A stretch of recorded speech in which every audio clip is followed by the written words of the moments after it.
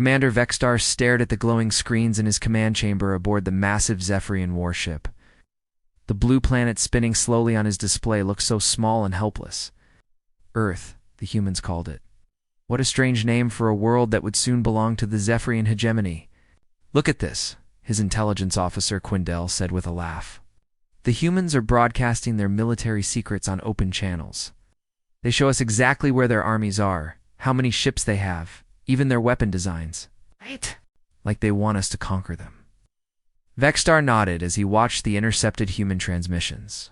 Television shows, radio broadcasts, military communications, everything flowed freely through space for anyone to hear. The humans seemed to have no idea that other species might be listening.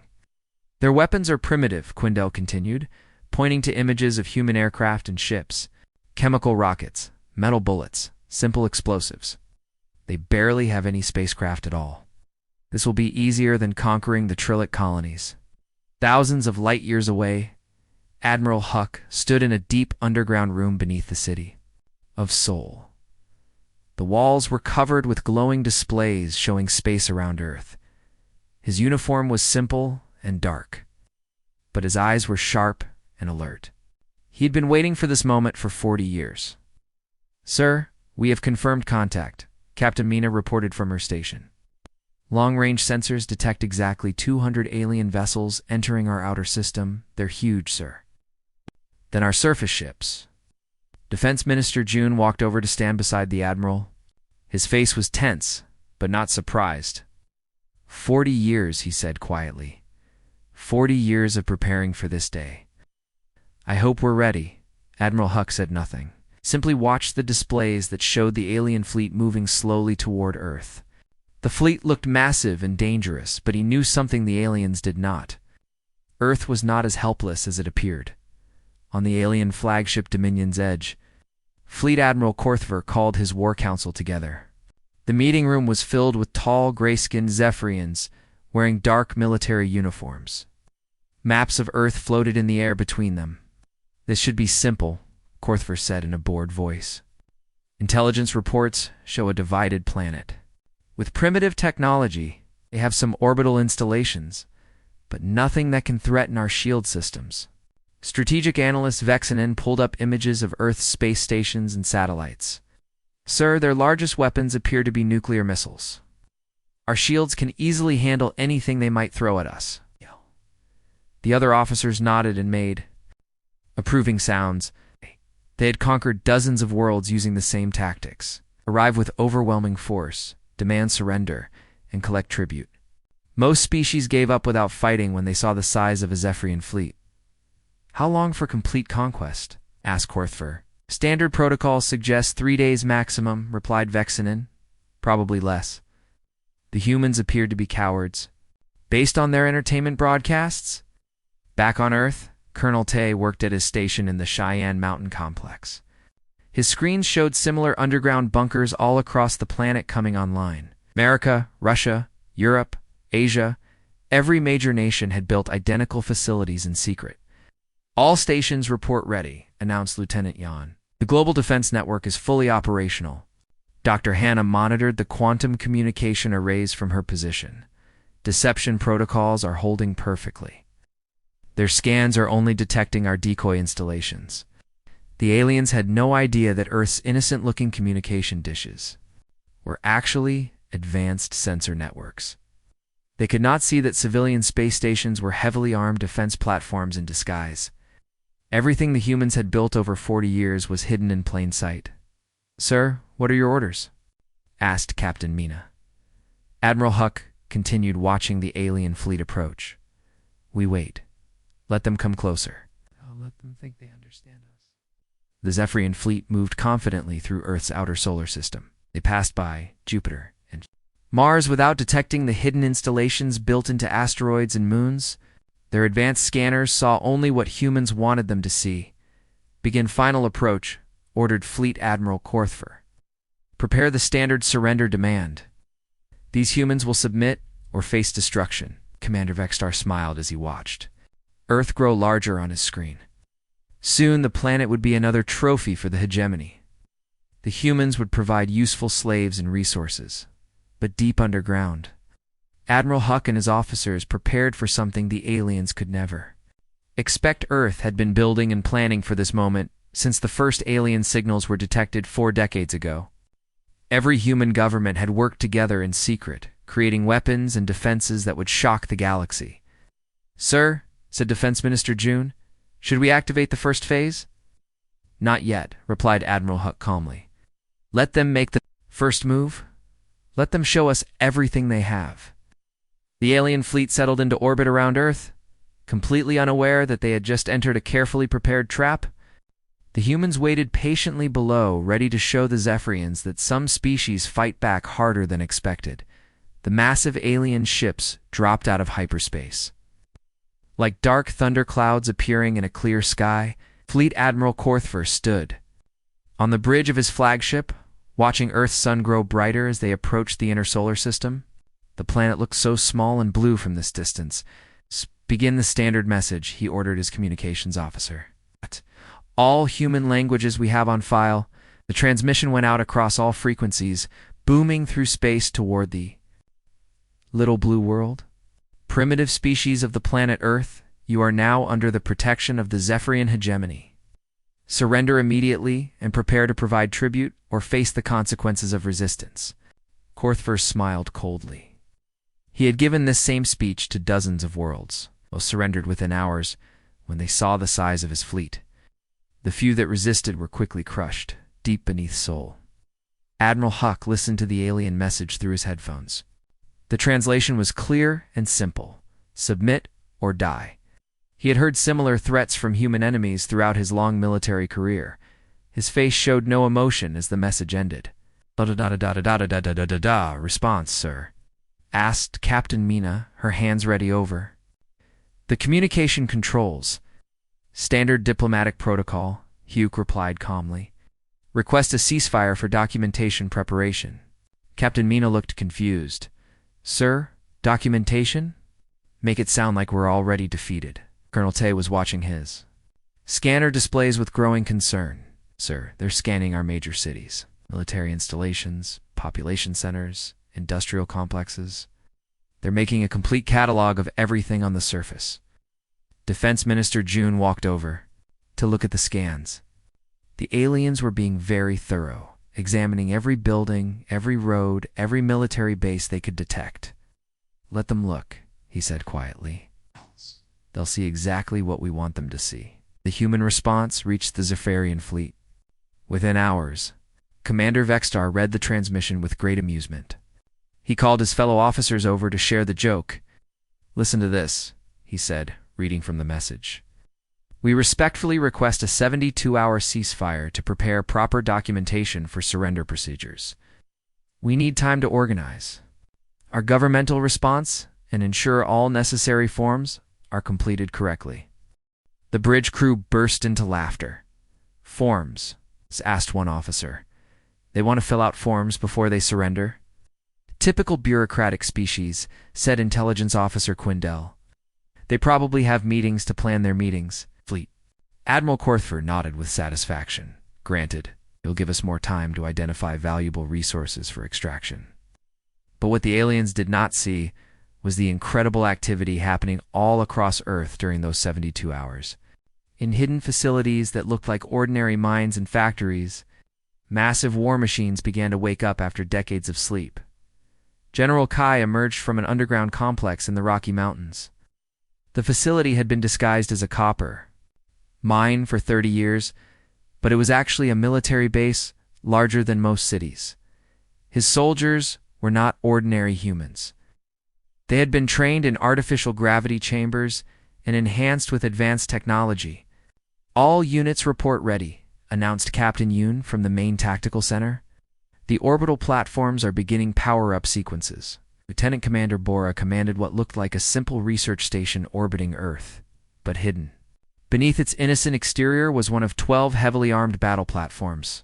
Each one had enough firepower to destroy a city. An enemy fleet maintaining standard blockade positions, she reported to Earth Command. "No special precautions. They really think this is just another easy conquest." Dr. Hannah worked at her station, monitoring the quantum sensors that tracked every alien ship.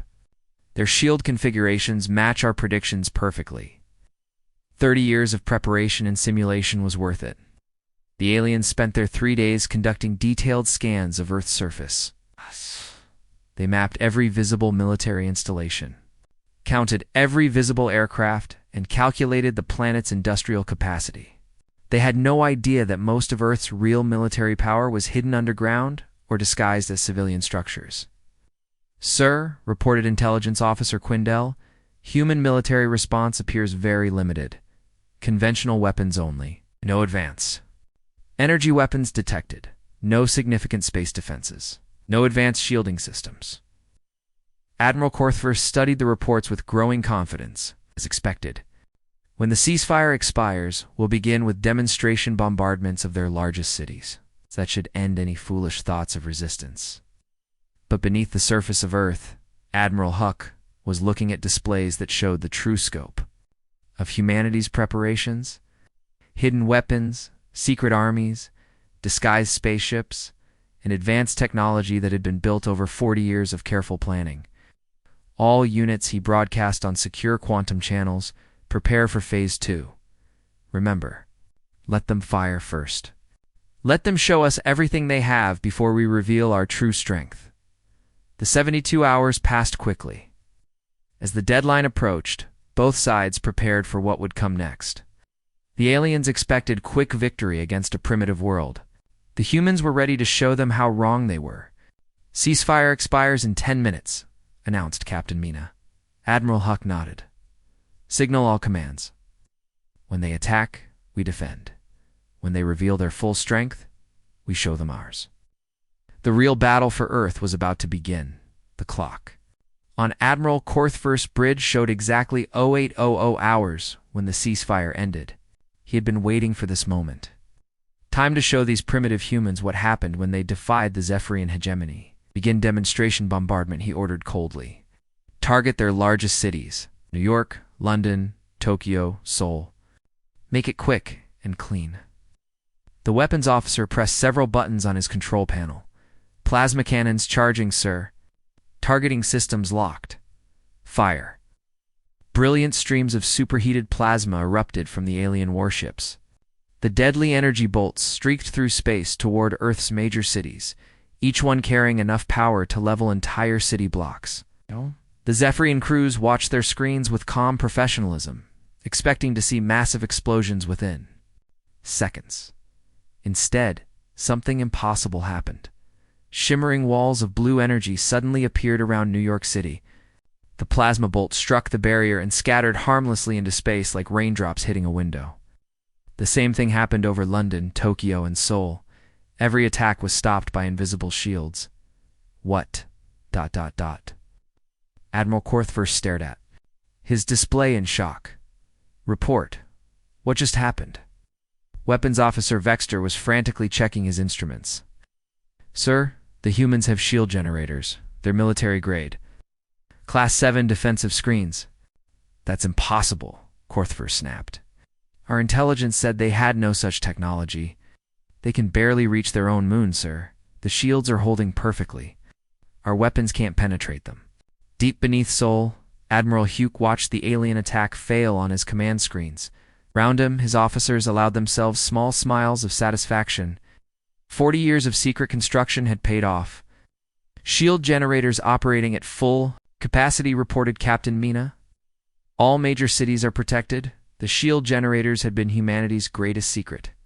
They were built deep underground beneath every major city, disguised as subway tunnels and utility systems. For decades, millions of people had walked over them without knowing they existed. "Sir, the aliens are trying again," announced Colonel Tay, increasing weapon power. "Let them waste their energy," Admiral Huck replied calmly. "Signal Phase 2. Orbital platforms, you are cleared to engage." High above Earth, Lieutenant Commander Bora sat in what looked like a simple research station. But as she pressed a series of hidden controls, the station began to transform. Outer panels slid away to reveal massive weapon arrays, armor plating extended from hidden compartments. "Platform Alpha, ready for combat," she announced. "All weapons systems online." Across Earth's orbit, 11 other innocent-looking stations underwent the same transformation. What had appeared to be civilian research facilities were actually heavily armed battle platforms, each one bristling with advanced weapons. All platforms. "Report ready," Bora transmitted to Earth Command. Targeting the alien flagship. The Zephyrian fleet barely had time to detect the threat before concentrated particle beam fire struck their lead ship. The massive alien vessel shuddered under the assault, its shields flaring bright blue before failing completely. Impossible. Admiral Korthfer grabbed his command chair as his ship shook violently. Where did those weapons come from? "Sir, the human orbital installations are attacking us," reported his tactical officer. "They're not research stations. They're military platforms. Return fire. Destroy those platforms." But the orbital defense network had been designed by engineers who had studied alien technology for decades. The platforms were heavily armored, constantly moving and protected by swarms of defensive drones that intercepted incoming fire. General Kai's hidden strike force launched from secret bases throughout the solar system. What the aliens had thought were simple asteroid mining operations were actually advanced military shipyards. The cargo ships emerging from them were actually fast attack vessels. "This is Eagle Squadron," transmitted Commander Day as his fighters. "Emerged from what appeared to be a research station near Mars. Beginning attack run on enemy formation." The alien fleet suddenly found itself under attack from all directions. Human fighters swarmed between the larger alien ships like angry bees, targeting weak points and critical systems with deadly precision. "Sir, we're taking heavy damage," reported Commander Vextar. "These humans fight like they know exactly how our ships work." They did know. Every alien ship design had been studied and analyzed for decades. Human engineers had found weaknesses in their armor, gaps in their shields, and vulnerabilities in their weapons. Every attack was planned and precise. Colonel Tay activated the surface-essable batteries hidden across Earth. All ground installations, fire for effect. Thousands of advanced missiles climbed toward the alien fleet. They looked like simple rockets, but each one carried warheads specifically designed to penetrate alien shields. The Zephyrian point defense systems, built to stop their own weapons, were useless against human technology. "Sir, we've lost 30% of our ships," reported strategic analyst Vexinen. "We need to retreat and call for reinforcements." Admiral Korthfer stared at the tactical display in disbelief. What should have been a simple conquest had become a disaster. The humans weren't just fighting back, they were winning. "Signal the hegemony," he ordered through gritted teeth. "Priority alert, we need the full invasion fleet." Admiral Huck watched. The alien ships began to retreat toward the outer system. "Shall we pursue, sir?" asked Captain Mina. "Not yet," he replied. "We want their entire fleet here before we show them what Earth can really do." The response from the Zephyrian hegemony was massive and terrifying. Within just a few days, nearly 1,000 alien warships had gathered at the edge of Earth's solar system. They formed a dark wall of metal and weapons that stretched across space like a storm cloud. Grand Admiral Torvax stood on the bridge of his flagship, the Absolute Dominion. The ship was enormous, larger than most human cities. Its weapons could destroy entire moons. He had brought it here to end this embarrassing resistance once and for all. 1,000 ships against one primitive planet, he said to his officers. "Perhaps we underestimated them at first, but numbers will decide this battle. No single world can stand against a fleet this size." His tactical officer nodded eagerly. "Sir, we have enough firepower to turn their planet into molten rock. They cannot possibly have enough ships to fight us." Deep beneath the Korean peninsula, Admiral Huck stood in Earth's true command center. The underground complex was enormous, stretching for miles in every direction. Holographic displays showed the full scope of humanity's secret preparations. "Sir, long-range sensors detect the main alien fleet," reported Commander Sue from her monitoring station. 1,037. Vessels total. 12 of them are Dreadnought-class ships.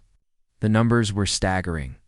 Each alien Dreadnought was more powerful than anything humanity had ever built, but Admiral Huck showed no fear. "Phase 3 authorization?" asked Colonel Tay. Approved, Hugh nodded calmly. Signal all hidden shipyards. Begin full production. Protocols immediately. Across the solar system, humanity's greatest secret began to reveal itself. What the aliens had dismissed as simple asteroid mining operations were actually massive automated shipyards. They had been hidden inside hollowed-out asteroids, built into the atmospheres of gas giants. And concealed in the dark spaces between planets, Captain J commanded the largest facility, hidden deep within Jupiter's swirling atmosphere. The shipyard was enormous, built over 30 years by robots and automated systems. Production lines 1 through 50 are now operational, he reported to Earth Command. First wave of vessels will be ready within 6 hours. The alien fleet began its advance toward Earth with complete confidence. Grand Admiral Torvak had brought enough firepower to destroy 100 worlds. His ships moved in perfect formation, their weapons charging for the final assault. Out! Begin full bombardment, he ordered. I want every major city on that planet reduced to ash. Show these humans what happens when they resist the hegemony. The alien fleet opened fire with devastating force. Thousands of plasma bolts and particle beams streaked toward Earth, enough firepower to crack a planet's crust. But Earth's defenses had grown stronger during the brief pause in fighting.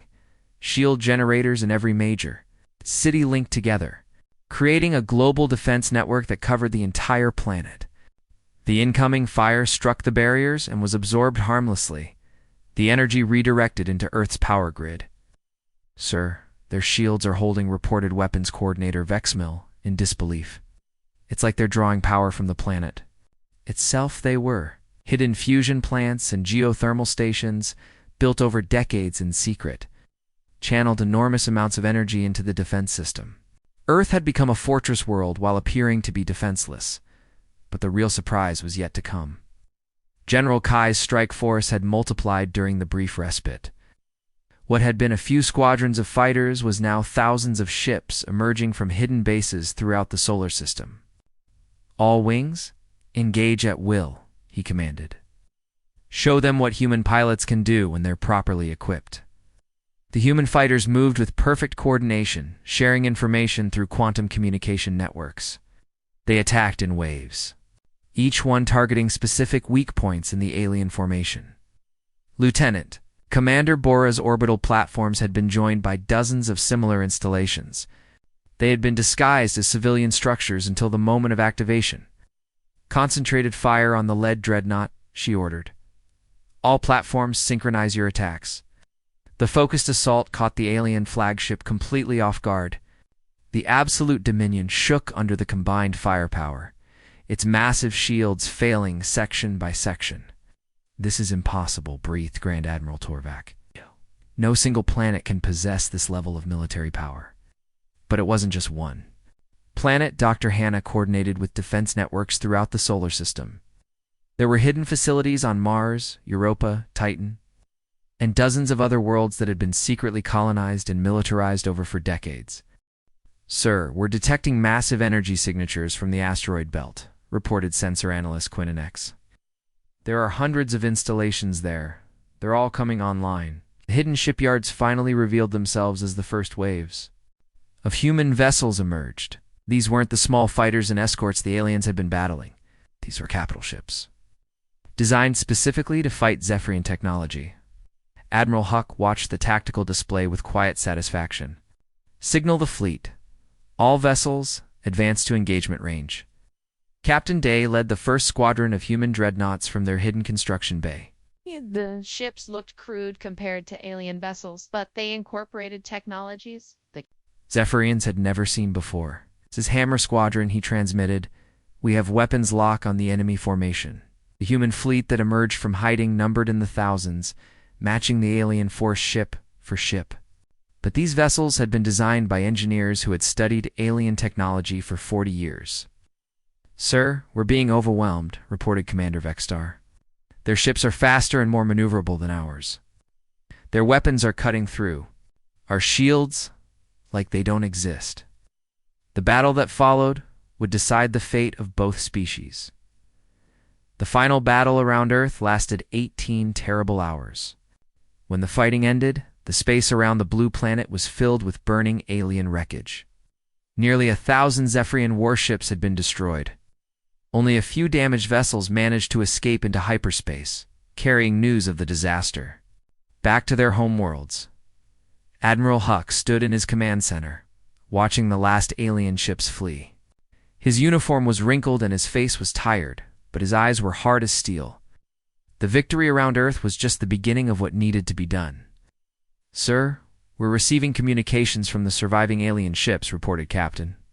"Mina, they're asking for terms of surrender?" Hugh's voice was cold and final. "Denied. Signal the fleet. We're going to finish this war completely."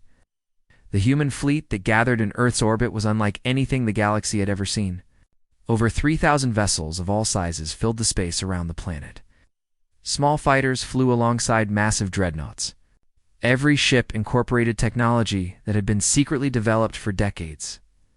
General Kai commanded the advance force from his flagship, a sleek vessel equipped with hyperspace drives that had been built from captured alien technology. "Sir, we have the location of the nearest Zephyrian base," he reported to Admiral Huck. "The Kepler 442 system, 17 light-years from Earth." "How long to reach it?" asked Huck. "With our new hyperdrive systems, only 3 days." The journey through hyperspace was swift and smooth. Human engineers had improved on the alien technology, making their ships faster and more efficient. Massive fleet dropped out of hyperspace at the edge of the Kepler system, where a major Zephyrian naval base protected 12 billion alien colonists. Fleet Admiral Korthver, one of the few survivors from the original Earth invasion, commanded the system's defenses. He had tried to warn the hegemony about human capabilities, but his reports had been dismissed as cowardice. "Signal the human fleet," he ordered desperately. "Offer them anything they want. Territory, resources, slaves, whatever will make them stop." Admiral Huck's response was broadcast across all frequencies.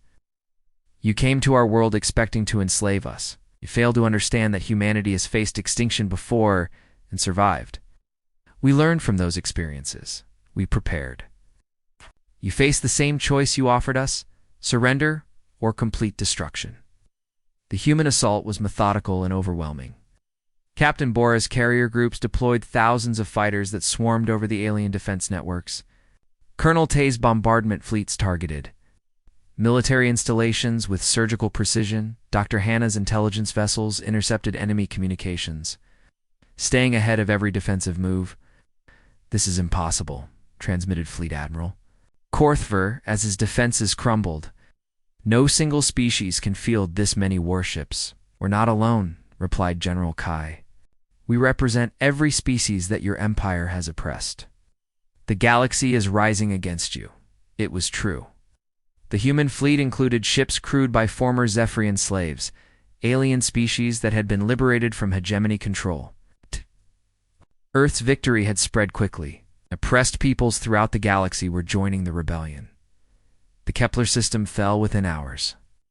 The surviving Zephyrian forces retreated to their core territories, but the human fleet followed relentlessly. Each victory brought more alien species to their cause. Former slaves and conquered colonies joining the growing freedom movement. Captain Day led the assault on the Zephyrian home system, his dreadnought squadron emerging from hyperspace near the ancient star system that had been the hegemony's center of power for thousands of years. "Sir, massive defensive installations detected," reported his tactical officer. "This system has been fortified for millennia." "So was Earth," Day replied grimly. "We know how to break fortifications." The final battle took place above the Zephyrian homeworld itself, a massive planet covered in gleaming cities and orbital weapons platforms. The alien fleet that rose to meet them was enormous, but desperate and afraid. Supreme Admiral Zexkorth, leader of the entire hegemony, made one last broadcast to the human fleet. "You have proven your strength. Name your terms. We will pay any tribute, grant any territory you demand." Admiral Huck's response was final and without mercy. "There are no terms. You showed no mercy to the species you conquered. You offered only extinction or slavery. We offer you the same choice." The human fleet, now numbering over 10,000 vessels and including ships from dozens of liberated species, began the final assault.